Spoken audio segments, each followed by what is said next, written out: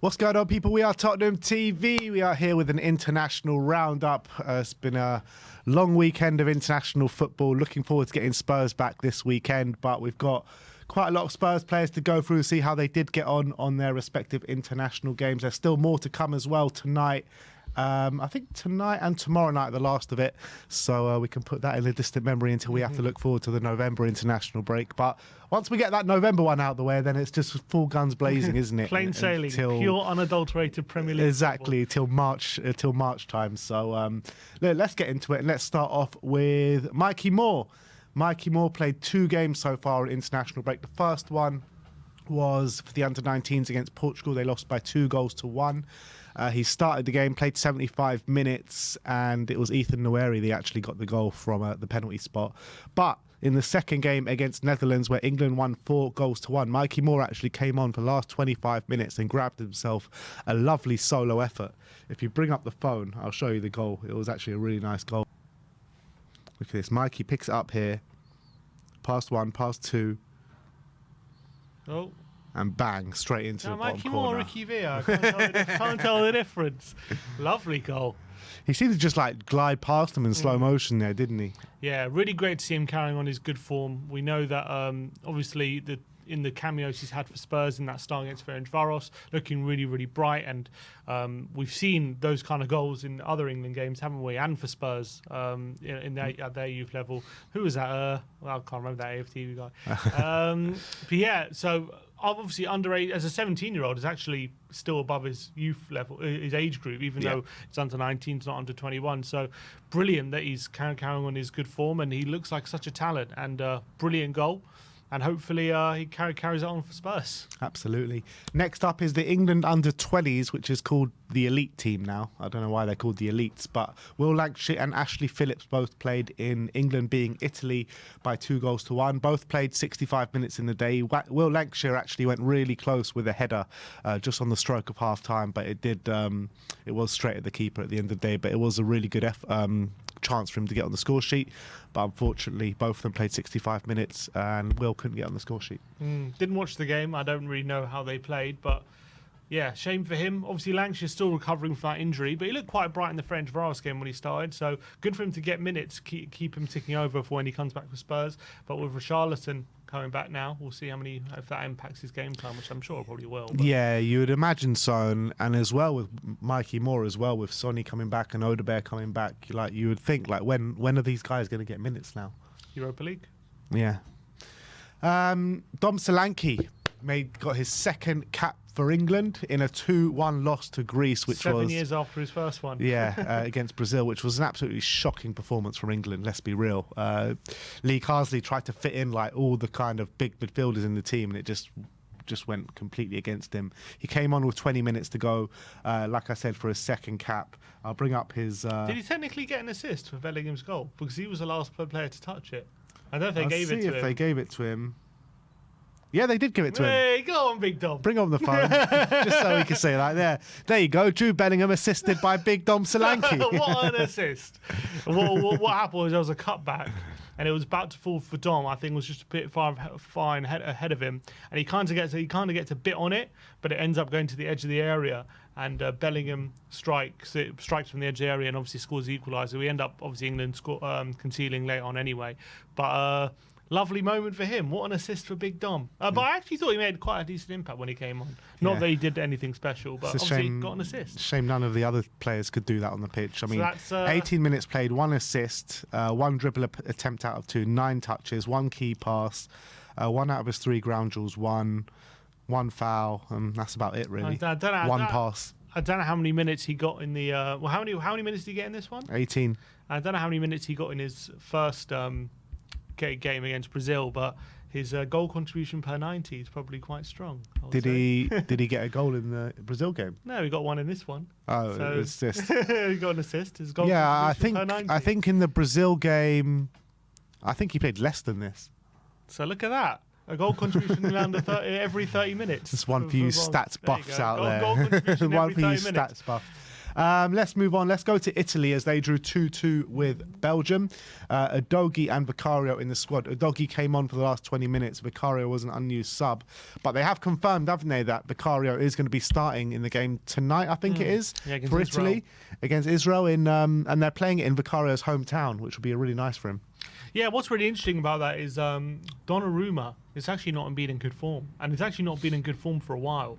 And you saw in the Champions League against Arsenal, didn't look convincing for either of those goals.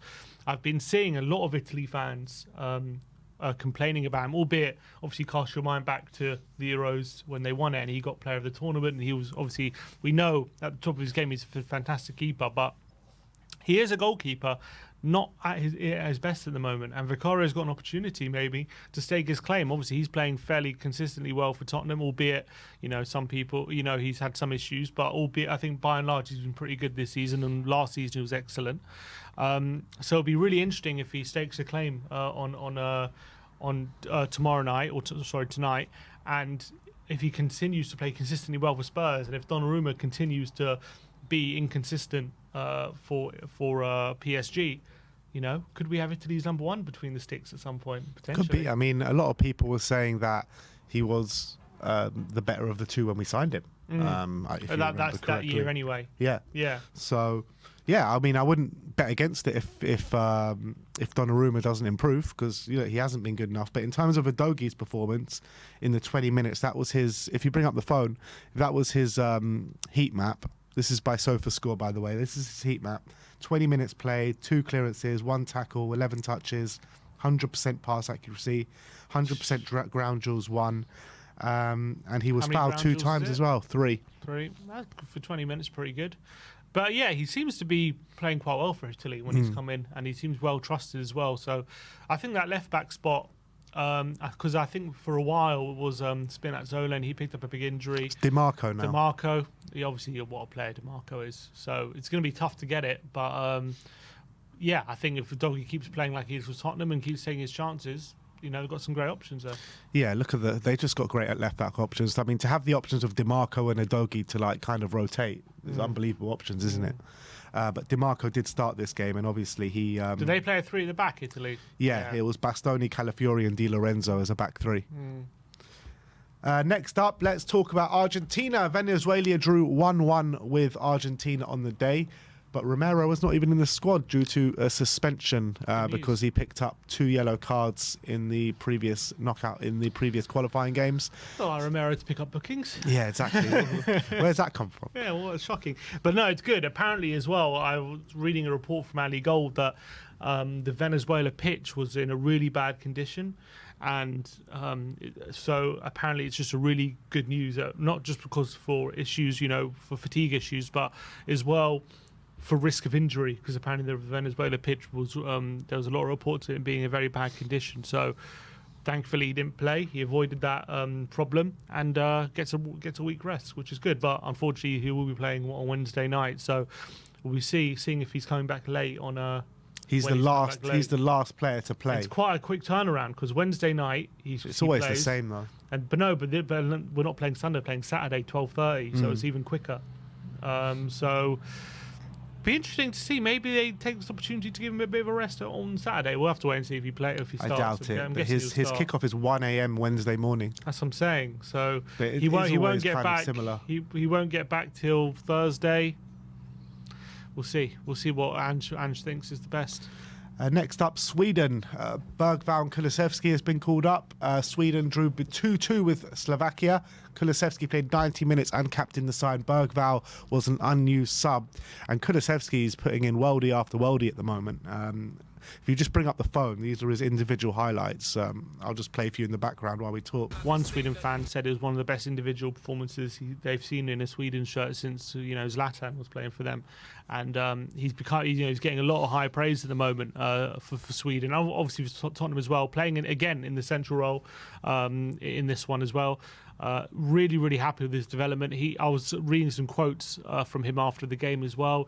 He was saying how he just feels stronger this year. He feels more confident. Like the game against Man United, he said he felt like he was playing at such a high level and he wants to keep up that level. So really encouraging stuff from Decky. And as we've seen for Tottenham, he's probably been our most consistent player this season. Hasn't had a bad game really when he's been on the pitch, and he seems to be enjoying himself again. He's involved in all the actions, and he seems to be really thriving in the central midfield role. And with his physicality, with his quality in tight spaces, with his potential final ball as well, this guy could be unstoppable. And at the moment, no one seems to be able to stop him in his current form. So it's so exciting to see him playing like this, and the fact that he's going off to international duty, and he's showing that it's not just because he's playing at Tottenham with good players around him. He's going to Sweden. I know they got good players as well, but obviously the quality isn't as good as Spurs, and he's still head and shoulders above the rest. Just shows what form he's in, I think. Yeah, absolutely. I think... And Slovakia are no mugs. No, you can really see like the kind of confidence just kind of brewing through him at the moment, and it's great to see, because I felt like last season, or maybe since he went off the boil after that run under Conte, you could see like he still had the confidence in himself, but you couldn't, like right now you could see it literally just brimming off him. Like everything that he's touching maybe isn't turning to gold, but you can see like real sheer confidence about him. Is willing to take on his man. He can do it time and time again. The physicality, he just seems stronger in this kind of area on the pitch than when he was on the right hand side. So I'm here for it, and I love to see it. In his game by numbers, if you look at it, was here, he played up front. It says, look at that heat map, just absolutely everywhere. 90 minutes played, 2 shots on target, 1 off target, 4 blocked. So that's, what's that? 7 shots he took. 4 of his 8 dribble attempts were successful, 74 pass success rate, 3 key passes, 1 long ball accurate, 2 big chances created, 5 out of his 13 ground duels won. And that's about it. So big monstrous numbers there from Decky. Yeah, delighted. And look at that heat map. Look where his most concentrated possession is, inside the box. Which says is he was not playing easy as to a do. striker. Yeah, it looks like he was playing kind of a striker, but was dropping clearly by the individual highlights, was dropping deeper as well a lot. So it looks like he was kind of like a number, maybe a false 9, number 10 kind of thing. Obviously, he was partnered up from a Gyökeres, so clearly I think Gyökeres was the guy in the box, and he was tasked with like dropping a bit deeper, creating chances. But look, he's in phenomenal form, and he looks imperious at the moment. So absolutely delighted, and let's just hope he carries on for Spurs as well. Do you have another game tonight, or? Yeah, Decky's next game is... I need some Decky ball. I'm getting withdrawal symptoms. Tonight, yeah, 7:45 against Estonia. Well, tune in, people. Surely Lucas Bergvall's got to start that game. Last time against Estonia, I think Decky did wonders as well. I think he got a goal and assist or something. Yeah, let's hope he was an unused sub, I'm guessing. Yeah, shame. Let's see. Hope he gets some game time tonight. So by SofaScore, Decky was the highest rated player on the team, 7.9. Gyökeres was actually the lowest rated player at 5.7. Because he kept missing the chances that Decky was setting him up with. So Decky got the highest rating without even getting an official goal contribution. Yeah. There you go. That shows how well he played. All right, there you have it. That's Sweden. Next up, let's talk about Marley, as Bissouma played 89 minutes for Marley in a 1-0 win over Guinea-Bissau. I don't know if SofaScore actually bring... Let's see if they do. I think they should do, shouldn't they? I think they should have ratings and stuff, I think. Yeah, they do. So they say Bissouma was playing up front. Up front? No, I don't believe That's what it says. He was captain of Marley, so it's good to see him getting the captaincy back, because he was in and out of the team a little bit recently, but he was wearing the captain's armband, got 7.3 rated, which was not the highest, but on the upper echelons, and that's his heat map. Doesn't look up front. Looks bloody everywhere though. Yeah, left and right. Looks like a central midfielder. Well, kind of looks like he was. Looks like an attacking midfielder. Yeah, it does look fairly attacking, because he's mostly in their half. I don't know if they were favourites in this game, but well, good for him, because we've said this season he's actually been in quite good form. I think it's gone under the radar that the form he's been in, because he's been in and out of the team with Bentancur coming in now, and obviously Bloomgate and all that kind of stuff. But when he's been on the pitch, I think he's actually been fairly consistently good. And I think international level, obviously last international where he got 2 goals, didn't he? And he's carrying on his good form here as well. So it's really good. Quite good numbers here as well. 1 shot, 3 out of his 4 dribble attempts were successful. 76% passing accuracy, 7 out of his 8 ground duels were won, 1 of his 1 aerial duels won, and he was fouled 4 times as well. So clearly a bit of a handful. Definitely. Who are we going to next? Let's go to Wales. Iceland 2, Wales 2. Davis playing 90 minutes and captaining the side, but our boy Brennan Johnson making it 7 in 7. Probably the easiest of the lot, you'd have to say that. With this Yeah, it was literally on the goal line, but he was taken off at half time, which was a bit of a worry. The manager says, Craig Bellamy says, it was a precaution, but he did take a knock in that first half. So hopefully, I don't know if he's going to play in Wales's game tonight. He's not, he's suspended. Oh, is he suspended? Why? Did he Yeah. pick up a booking or something? So. Yeah, so he's not playing tonight. So Wales are playing Montenegro tonight. So hopefully he's back at Hotspur away already then. Yeah, I think so. Because we can't have... I mean, he's already like a guy that we just can't afford to get missing at the moment. At the moment, yeah, the form he's in. That guy who said he was going to score 10 in a row after deleting his social media looks like Unagi at the moment. He's predicting the future because 7 in 7. I don't know how well he played overall, but obviously brilliant for him to keep on that scoring run, and it keeps his confidence flowing. The fact that he's doing it on international level, because international break last time, he didn't have the best performances. So the fact that he's gone away now and scoring goals, and you can just see the smile on his face, is bigger than ever. Obviously, as we say, it was probably the easiest goal of all of them, but you still have to be there, right place, right time, running in and making sure that it's sniffing out opportunities, and that's what he was doing on this occasion. I think there was a shot that was saved, and it was kind of crawling across the line, and then he just put it in, didn't he? So he had to be there, and he got the goal, so delighted for him. Yeah, and I'm just trying to find the quotes, because I don't know if you saw Brennan. Craig Bellamy had some really high praise for Brennan Johnson after this game, just saying how this guy is just performing at such a top level at the moment, and his work rate is he said something about his work rate being at an elite level. So it's great to hear from Craig Bellamy, who also played at a high level. But this is his game by numbers, Brennan Johnson. If you bring up the phone again. Played 45 minutes, 1 goal, 22 touches, 81% pass accuracy, 2 key passes, 100% crossing accuracy with 1 shot on target, 1 shot blocked. And yeah, that's about it for Brennan. So big up to Brennan, carrying on his good form in the Welsh shirt.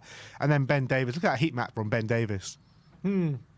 Yeah, lovely. What was he playing, left centre back again? Yeah. Another good performance. Well, was it a good performance? 6.2 doesn't look that great. It says 6.4. 5 clearances, 2 interceptions, 2 times dribbled past though, 89% accuracy passing. 2 out of his 8 long balls were accurate. Only 1 of his 5 ground duels won. He didn't win an aerial duel out of 2. Lost possession 11 times. Was fouled once and fouled once. I mean, looked like some good metrics, but then some not so good metrics. And with Brennan after the game, that was a nice story as well. There was a nice story. Let me bring that up for you in 1 second. Here we go. If you are a watcher of We Are Tottenham TV, you obviously know the Joracle. And this is the Joracle's son after the game, Brennan Johnson, personally giving him a shirt after the game, which is lovely. As we know, Jory lives in Iceland, so they went to the game out there in Iceland, and Jonas' son was able to get Brennan Johnson's shirt. Here's a little video of Brennan Johnson coming over and giving. There you go. It's only right at the beginning, but Brennan Johnson did come over. Look and how give him a happy he shirt. is. He's absolutely delighted. Fantastic Big up, stuff. Jonas. Come on, Big up, Jory. Jonas. And well done, Brennan, for picking. He definitely said, you're the Joracle, Brennan said, and I'm going to give your son a shirt. That's what happened, I'm sure. Big Lovely. up to the Joracle. Big up to Jonas. Next up, who do we have? We've got Hungary against Netherlands. It finished 1-1. Mickey van der Ven playing at left back for 90 minutes on the day. Apparently some criticism about the goal they conceded. Yeah, but I saw it. I don't think there should be too much criticism on Mickey. Have you seen it? Yeah, he looked like he had 2 men at the back post, and he kind of just picked one, and there's not much he can do. They left him with 2 men on him. Yeah, so I don't know if it's his fault, but I'm just saying some fans were pointing at him. But yeah, obviously Van Dijk got sent off. I don't know what minute in the game. And that must have probably impacted them as well. But yeah, him playing at left back. Why did Koeman never want to play him at centre back? He is a good. To be honest, Van Dijk got sent off on the 79th minute. Okay, and they actually equalised after that. Right. So when it was down to 10 men, Dumfries equalised. But in terms of why does he play left back, to know he keeps persisting with De Vrij every single game. even though he's getting on a bit. But They gave him a 7 rating, SofaScore score. Look at that heat map. Van der Ven can play anywhere, and I'm sure he's good. But obviously, we know he plays centre back mostly for Spurs, albeit he's had some cameos at left back. But yeah, look, he's obviously Ake and Timber. I think were not in the team, so he got his opportunity, and sounds like he played quite well. Yeah, 4 clearances, 112 touches, 97% passing accuracy. 1 out of his 1 long balls accurate. 3 out of his 6 ground duels won. 1 out of his 2 aerial duels won. Fouled once. He was fouled 3 times. Shots off target once. And yeah, so it looked like a pretty good display from Mickey. Let's just hope he doesn't overwork his hamstrings. That's the only concern. Yeah, they do play again tonight, I think. Netherlands. Who do they play? They play Germany. They played Germany tonight at 7:45. Big game. Next up, Pape Matar. Senegal beat Malawi 4-0, but Pape was an unused sub. Wow. Wonder why that was. Yeah, I'm not too sure. He seems quite often that he's in and out of the team for Senegal, doesn't he? Yeah, So, still a young player. We got to remember that. yeah, true. So, look, keeps him well rested. I'm not really that bothered. The England under-21s beat Ukraine by 2-1. Archie Gray started the game at right back, playing 65 minutes. And Dane Scarlett was actually in the squad and came on for the last 5 minutes as well. Neither got a goal contribution, but it was good to see Dane Scarlett involved. That's great because obviously he hasn't played a lot of football this year, unfortunately. I actually watched Archie Gray's individual highlights against Ukraine, and he looked, again, really impressive, really composed. Looked like, again, and was he playing left back or central midfield? He played right back. Was it right back? Yeah. Interesting, because he was along the left a lot. Oh, was he? Was it left back then? Because I didn't see the game or see the highlights. I was just going on what SofaScore was saying. They said right back. They say he played right back then? Left back, sorry. Philogene. That doesn't sound right. Because Philogene's a winger. Maybe it was Lewis Hall. Maybe they played wing backs. Lewis Hall's a left back. Lewis Hall is a left back. So maybe he was playing midfield. I don't know. From what I saw, it looked like he was playing like midfield / Well, let's look at his heat map. That was his heat map, actually. Does look like a midfield. That's on the left. Yeah, it does look like on the left as well, doesn't it? That's what the individual highlights. And he came off actually for Morgan Rogers. But yes, maybe it was midfield. But he looked like having a really good game, really composed in the middle, carrying on his good appearances for Tottenham as well. So it looks like he's really stepping up. You got to remember he's 18, playing for under 21s as well. So it's really, really impressive stuff. And he seemed at home at that level. He really did. Next up, we're going to go to Romania as Cyprus lost by 3-0 to Romania. And big up to Radu Dragusin getting his first goal for his country. He played 80 minutes on the pitch as well. Apparently, it was a bit of a man-mountain display from Radu, and it was good to see him get on the score sheet finally for Romania. Towering header. Yeah. Really, really good stuff. And you just know. I think everyone probably watching this knew this is. If you didn't know that Radu was going to score, you knew it was going to be a towering header. Yeah, of course. And he has pretty consistent performances for Romania. We saw how good he was in the Euros. Obviously, this season for Tottenham, when he's been on the pitch, hasn't been fantastic. Albeit when he played against Newcastle, it was. But yeah, great to see him doing well for Romania, and hopefully that gets his confidence back because last couple of appearances for Tottenham have been a bit shaky. So really glad for him to get on the score sheet. And I reckon, I don't know, that I wouldn't rule out him playing this weekend, to be honest, because it depends how Romero's feeling. If he plays 90 minutes on Wednesday night, if Radu's a bit fresher, maybe he could have another opportunity. Yeah, I don't know. Anches has got previous of rushing Romero into the team, hasn't he? This is Radu's game by numbers: 2 clearances, 1 interception, 1 tackle, 98% passing accuracy, 2 out of his 2 long balls accurate, 2 out of his 3 duels won, ground duels, 1 out of his 2 aerial duels won. He was fouled once and he had 1 shot on target, which was obviously the goal. So big up to Radu. And last but not least, we look at Pedro Porro, who started for Spain in a 1-0 win against Denmark, playing against his old teammate in Pierre-Emile Højbjerg. Pedro Porro played 90 minutes. And I'm led to believe he had a really good performance as well. Yeah, the stats speak for themselves. But again, I was looking at some Spanish fans on Twitter now raving about Porro, saying he was Trent-esque in this game. And yeah, it sounds like they're really, really impressed with him. And obviously, this is kind of his audition to become the full-time right back for Spain with Carvajal aging. Jesus Navas now probably not going to be an option anymore. I think he's retired, hasn't he? And so we've seen the form he's been playing for Spurs, and looks like he's taken that into the Spanish national team. On the ball, phenomenal. I think he created a couple of chances, did he? And He created a big chance, I think. One key pass, Yeah, one big chance created. Yeah, so that's good against a good Denmark team. And off the ball, seemed like aggressive, getting involved in duels and things like that. So happy for him. Yeah, monstrous numbers as well. 2 interceptions, 3 tackles, 1 key pass. Only 1 out of his 9 crosses were accurate. 3 out of his 3 long balls were accurate, though. Like I said, 1 big chance created. 4 of his 8 ground duels won. 2 out of his 3 aerial duels won. 1 foul, 1 shot off target, and 1 shot blocked as well. So big numbers for Pedro Porro, and I have no doubt that he'll make that place his own at right back. And he should have been at the Euros. Let's be real. Yeah. He should be here, sitting here now, with the European Championships to his name. Yeah, but hope that can fuel him. I think it will, and I think he's come back stronger this season, no doubt about it. Just a quick update. It says here Bergvall has withdrawn from the Sweden squad for tonight's game due to an injury, to a minor injury. So Bergvall won't be playing tonight. That's frustrating. But that is all we have for you in terms of looking forward to who's playing. So tonight you've got Sweden against Estonia, like we said. So Bergvall won't be playing, but Dejan Kulusevski will be. Marley are away to Guinea-Bissau again tonight at 5 p.m. Wales are playing Montenegro, so Ben Davis just Ben Davis actually. I'm not sure. Brennan won't be playing. Italy are at home to Israel, where Destiny should be playing, and Vicario will definitely be starting in that game. Netherlands away to Germany with Mickey van der Ven. England under-20s elite team are with Will Lancashire, Ashley Phillips and Luca Gunter.